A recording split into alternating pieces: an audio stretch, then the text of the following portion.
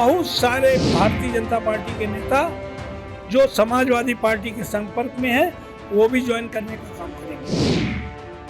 लोकसभा चुनाव नजदीक है। चुनाव को देखते हुए नेताओं के पार्टी बदलने का दौर जारी है। नेताओं के पार्टी बदलने की तस्वीरें लगातार सामने आ रही है, लेकिन इन सब के बीच समाजवादी पार्टी के नेता ने ऐसा दावा किया है जिसके बाद बीजेपी की टेंशन बढ़ सकती है। सपा नेता का दावा अगर सच साबित होता है तो यकीनन ये सपा अध्यक्ष अखिलेश यादव के लिए गुड न्यूज होगी। दरअसल सपा नेता राजाराम पाल ने दावा करते हुए कहा कि बीजेपी के कई नेता सपा में शामिल होंगे। उनके इस बयान के बाद यूपी की राजनीति में हलचल मच गई है। सपा नेता का ये बयान राजनीतिक गलियारों में चर्चा का विषय बन गया है। पहले सपा नेता का वो बयान सुनिए जिसने बीजेपी की धड़कनें बढ़ा दी है। इंडिया गठबंधन के लिए कोई चुनौती नहीं है। ये बसंत ऋतु चल रही है। इस समय निश्चित तौर पर पतझड़ होता है। जब चुनाव आता है, आज़ादी के इतिहास में अब तक जितने चुनाव आए हैं उनमें निश्चित तौर पर जिन्हें अपना भविष्य तलाशना होता है या दल से नाराज होते हैं, वो इधर से उधर से काम करने का काम करते हैं।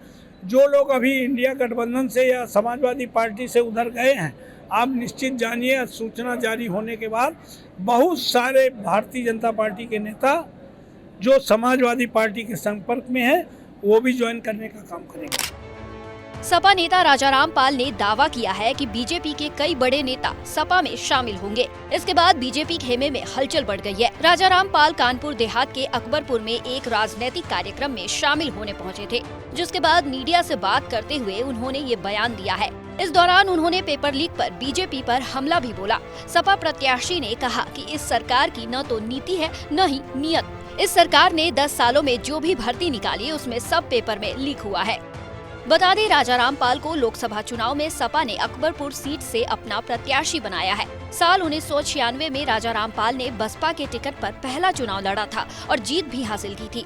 उसके बाद 2004 में बसपा के ही टिकट पर सांसद बने। साल 2009 में राजाराम ने पार्टी बदलकर कांग्रेस के टिकट पर अकबरपुर लोकसभा सीट से चुनाव लड़ा और जीत दर्ज की, लेकिन 2014 और 2019 के लोकसभा चुनाव में इन्हें हार का मुंह देखना पड़ा था।